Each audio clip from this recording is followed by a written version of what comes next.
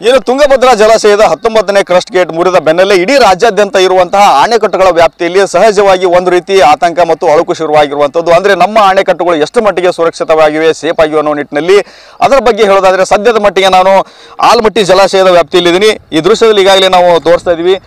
ಇದು 1964ರ ಸಂದರ್ಭದಲ್ಲಿ ಅಂದಿನ ಪ್ರಧಾನಿಯಾಗಿದ್ದಂತಹ ಲಾಲ್ ಬಹದ್ದೂರ್ ಶಾಸ್ತ್ರಿಯವರು ಈ ಒಂದು ಜಲಾಶಯಕ್ಕೆ ಅಡಿಗಲನ್ನು ಹಾಕ್ತಾರೆ. ಅಲ್ಲಿಂದ ಸುಮಾರು ಮೊದಲ ಹಂತ ಎರಡನೇ ಹಂತದ ಕಾಮಗಾರಿ ಮುಕ್ತಾಯವಾಗಿ 1998ರ ಸಂದರ್ಭದಲ್ಲಿ ಈ ಒಂದು ಆಲಮಟ್ಟಿ ಜಲಾಶಯದ ಕಾಮಗಾರಿ ಸಂಪೂರ್ಣವಾಗಿ ಮುಕ್ತವಾಗುತ್ತೆ. ನಂತರ 2002ರ ನಂತರ ಈ ಒಂದು ಜಲಾಶಯದಲ್ಲಿ ನೀರಿನ ಸಂಗ್ರಹ ಮಾಡುವಂಥ ಕೆಲಸ ಶುರುವಾಗುತ್ತೆ. ಈ ದೃಶ್ಯದಲ್ಲಿ ನಾವು ತೋರಿಸ್ತಾ ಇದ್ದೀವಿ. ಅದಕ್ಕೆ ಲಾಲ್ ಬಹದ್ದೂರ್ ಶಾಸ್ತ್ರಿ ಸಾಗರ ಅಂತಲೂ ಕೂಡ ಕರೀತಾರೆ. ಆದರೆ ಇದು ವಿಜಯಪುರ ಜಿಲ್ಲೆ ಆಲಮಟ್ಟಿ ವ್ಯಾಪ್ತಿಯಲ್ಲಿ ಬರ್ತಾ ಇರೋದ್ರಿಂದ ಇದಕ್ಕೆ ಆಲಮಟ್ಟಿ ಜಲಾಶಯ ಅಂತ ಸಹಜವಾಗಿ ಲೋಕಾರೂಢಿಯಾಗಿ ಮಾತನಾಡಿಕೊಳ್ಳುತ್ತಾ ಇರುವಂಥದ್ದು. ಆ ಗೇಟ್ಗಳನ್ನು ನಾನು ತೋರಿಸ್ತಾ ಇದ್ದೀನಿ. ಈ ಗೇಟ್ಗಳ ಬಗ್ಗೆ ಹೇಳೋದಾದರೆ ಈ ಆಲಮಟ್ಟಿ ಜಲಾಶಯಕ್ಕೆ ಸುಮಾರು ಒಂದು 26 ಗೇಟ್ಗಳಿರುವಂಥದ್ದು. 26 ಗೇಟ್ಗಳು ಅವುಗಳ ಮೂಲಕ ಇಲ್ಲಿ ನೀರನ್ನು ಅಂದರೆ ಮುಂದೆ ಬಿಡುವಂಥದ್ದು ಮತ್ತು ಇನ್ಫ್ಲೋ ಆಗಿರ್ಬೋದು ಅಥವಾ ಔಟ್ಫ್ಲೋ ಇವೆಲ್ಲವೂ ಕೂಡ ಪ್ರತಿನಿತ್ಯವೂ ಕೂಡ ಕಾರ್ಯನಿರ್ವಹಿಸ್ತಾ ಇರುವಂಥದ್ದು. ಪ್ರಮುಖವಾಗಿ ಹೇಳಬೇಕಂದ್ರೆ ಇಲ್ಲಿ ಸದ್ಯದ ಮಟ್ಟಿಗೆ ಹೇಳೋದಾದರೆ ಆಲಮಟ್ಟಿ ಜಲಾಶಯ ಸಂಪೂರ್ಣವಾಗಿ ಸುರಕ್ಷಿತ ಅನ್ನೋ ಮಾತನ್ನು ಇಲ್ಲಿನ ಈ ಗೇಟ್ನ ಒಂದು ಜಲಾಶಯದ ತಜ್ಞರು ಹೇಳ್ತಾ ಇರುವಂಥದ್ದು. ಯಾಕಂತಂದರೆ ಇದನ್ನು ಅತ್ಯಾಧುನಿಕ ತಂತ್ರಜ್ಞಾನದ ಮೂಲಕ ನಿರ್ಮಾಣ ಮಾಡಿರುವಂಥದ್ದು. ಅಂದರೆ ಇದನ್ನು ನಿರ್ಮಾಣ ಮಾಡಿದ್ದು ಕೇವಲ ಒಂದು ಸಹಜವಾಗಿ ಹೇಳಬೇಕಂದ್ರೆ 25ರಿಂದ 22 ವರ್ಷದ ಒಂದು ವರ್ಷದ ಅವಧಿಯಲ್ಲಿ ಇದನ್ನು ನಿರ್ಮಾಣ ಮಾಡಿರೋದ್ರಿಂದ ಪ್ರಮುಖವಾಗಿ ಅತ್ಯಾಧುನಿಕ ತಂತ್ರಜ್ಞಾನವನ್ನು ಬಳಸಿಕೊಂಡು ಇದನ್ನು ನಿರ್ಮಾಣ ಮಾಡಲಾಗಿದೆ. ಅಂದರೆ ತುಂಗಭದ್ರಾ ಜಲಾಶಯದ ಅದರ ಬಗ್ಗೆ ಇದಕ್ಕೆ ನಾವು ಕಂಪೇರ್ ಮಾಡಿ ಹೇಳೋದಾದರೆ ಅಲ್ಲಿ ಚೈನ್ ಸಿಸ್ಟಮ್ ಮೂಲಕ ಅದು ಜಲಾಶಯ ಕಾರ್ಯನಿರ್ವಹಣೆ ಮಾಡುತ್ತೆ. ಆದರೆ ಇಲ್ಲಿ ಹೈಡ್ರಾಲಿಕ್ ಸಿಸ್ಟಮ್ ಇರುವಂಥದ್ದು. ಈ ನಿಟ್ಟಿನಲ್ಲಿ ಆ ಹೈಡ್ರಾಲಿಕ್ ಸಿಸ್ಟಮ್ಗಳನ್ನು ವ್ಯವಸ್ಥೆಯನ್ನು ಮಾಡಿಕೊಂಡು ಇದು ಪ್ರತಿನಿತ್ಯ ಕಾರ್ಯನಿರ್ವಹಿಸ್ತಾ ಇರೋದ್ರಿಂದ ಇದು ಸಂಪೂರ್ಣವಾಗಿ ಸುರಕ್ಷಿತ ಅನ್ನೋ ಒಂದು ಮಾತನ್ನು ಹೇಳ್ತಾ ಇದ್ದಾರೆ. ಮತ್ತು ಇಲ್ಲಿ ಆಯಿಲ್ ಪ್ರೆಷರ್ ಮತ್ತು ಸಿಲಿಂಡರ್ಗಳ ಮೂಲಕ ಇದು ಕಾರ್ಯನಿರ್ವಹಣೆ ಮಾಡುತ್ತೆ. ಈ ನಿಟ್ಟಿನಲ್ಲಿ ಇದು ಯಾವುದೇ ರೀತಿ ಇದಕ್ಕೆ ತೊಂದರೆ ಆಗೋದಿಲ್ಲ ಅನ್ನೋ ಒಂದು ಮಾತು ತಜ್ಞರದ್ದಾಗಿದೆ. ಪ್ರಮುಖವಾಗಿ ಹೇಳಬೇಕಂತಂದರೆ ಈ ಒಂದು ಜಲಾಶಯದಲ್ಲಿ ಏನು ಸುಮಾರು ಒಂದು 26 ಮೇನ್ ಗೇಟ್ಗಳಿವೆ. ಅದರ ಹಿಂಭಾಗದಲ್ಲಿ ಅಂದರೆ ಸ್ಟಾಪ್ಲಾನ್ ಗೇಟ್ಗಳಂತ ನಿರ್ಮಾಣ ಮಾಡಿದ್ದಾರೆ. ಅಂದರೆ ಈ ಸ್ಟಾಪ್ಲಾನ್ ಗೇಟ್ಗಳು ಈ ಜಲಾಶಯದಲ್ಲಿ ಬರ್ತಾ ಇರುವಂಥ ನೀರಿನ ಅತಿಯಾದ ಒತ್ತಡವನ್ನು ಕಡಿಮೆ ಮಾಡುವಂಥ ಸಾಮರ್ಥ್ಯವನ್ನು ಹೊಂದಿರ್ತವೆ. ಅವುಗಳ ಮೂಲಕ ನೀರಿನ ಒತ್ತಡವನ್ನು ಕಡಿಮೆ ಮಾಡಿ ಮೇನ್ ಗೇಟ್ಗಳಲ್ಲಿ ಏನಾದರೂ ತೊಂದರೆ ಕಂಡು ಬಂದರೆ, ಏನಾದರೂ ದುರಸ್ತಿ ಕಾರ್ಯ ಬಂದರೆ ಅವೆಲ್ಲವನ್ನು ಕೂಡ ಸರಿ ಮಾಡಿಸಿಕೊಳ್ಳುವಂತಹ ಅವಕಾಶ ಈ ಒಂದು ಆಲಮಟ್ಟಿ ಜಲಾಶಯವಿದೆ.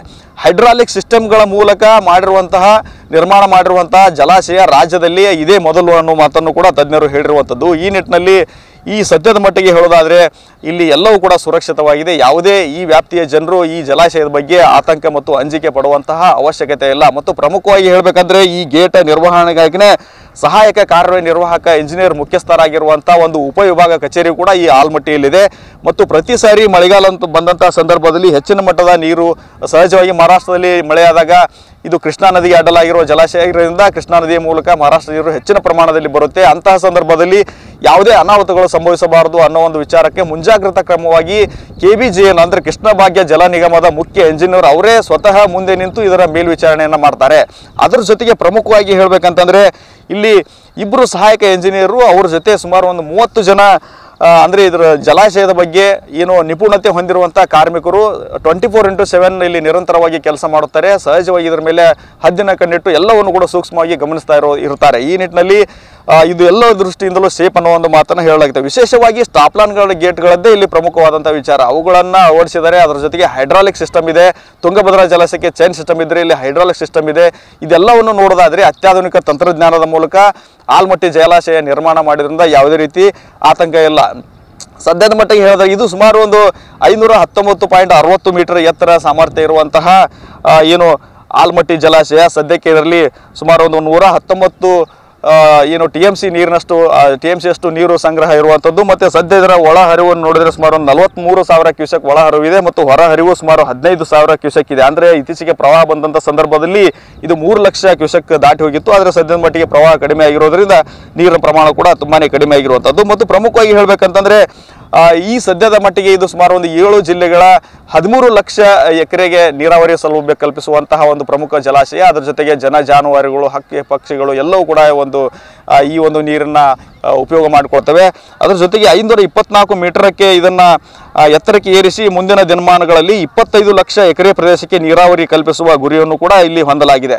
ಪ್ರಮುಖವಾಗಿ ಹೇಳಬೇಕಂದ್ರೆ ಸದ್ಯದ ಮಟ್ಟಿಗೆ ಈ ಸುರಕ್ಷತೆ ವಿಚಾರದ ಬಗ್ಗೆನೇ ಎಲ್ಲ ಕಡೆ ಹೆಚ್ಚು ಚರ್ಚೆ ಆಗಿರೋದ್ರಿಂದ ತುಂಗಭದ್ರಾ ಜಲಾಶಯದಲ್ಲಿ ಅದೊಂದು ಮುರಿತ ಕಾಣಿಸಿಕೊಂಡಿರೋದ್ರಿಂದ ಸಹಜವಾಗಿ ಈ ವ್ಯಾಪ್ತಿಯಲ್ಲೂ ಕೂಡ ಒಂದು ರೀತಿ ಎಲ್ಲ ಜನರಿಗೆ ಸಾರ್ವಜನಿಕ ಅಂಜಿಕೆ ಆತಂಕ ಇದ್ದೇ ಇರುವಂಥದ್ದು. ಆದರೆ ಇದನ್ನು ಅತ್ಯಾಧುನಿಕವಾಗಿ ಮತ್ತು ಹೈಡ್ರಾಲಿಕ್ ಸಿಸ್ಟಮ್ ವ್ಯವಸ್ಥೆಗಳ ಮೂಲಕ ಸ್ಟಾಪ್ಲಾನ್ ಗೇಟ್ಗಳನ್ನು ಅಳವಡಿಸುವ ಮೂಲಕ ಮಾಡಿರೋದ್ರಿಂದ ಯಾವುದೇ ರೀತಿಯ ಅಂಜಿಕೆ ಆತಂಕ ಪಡೆಯುವಂಥ ಅವಶ್ಯಕತೆ ಇಲ್ಲ. ಮತ್ತು ಅತ್ಯಾಧುನಿಕ ತಂತ್ರಜ್ಞಾನ ಮತ್ತು ಕಳೆದ ಕೇವಲ 22 ವರ್ಷಗಳ ಹಿಂದೆ ಇದು ಸಂಪೂರ್ಣವಾಗಿ ಕಾರ್ಯನಿರ್ವಹಿಸ್ತಾ ಬಂದಿರೋದ್ರಿಂದ ಈ ಒಂದು ವ್ಯಾಪ್ತಿಯಲ್ಲಿ ಆಲ್ಮಟ್ಟಿ ಜಲಾಶಯ ಒಂದು ವ್ಯಾಪ್ತಿಯಲ್ಲಿ ಯಾವುದೇ ರೀತಿಯ ಅಂಜಿಕೆ ಆತಂಕ ಪಡುವಂಥ ಅವಶ್ಯಕತೆ ಇಲ್ಲ. ಎಲ್ಲಕ್ಕೂ ಕೂಡ ಸುರಕ್ಷಿತವಾಗಿದೆ.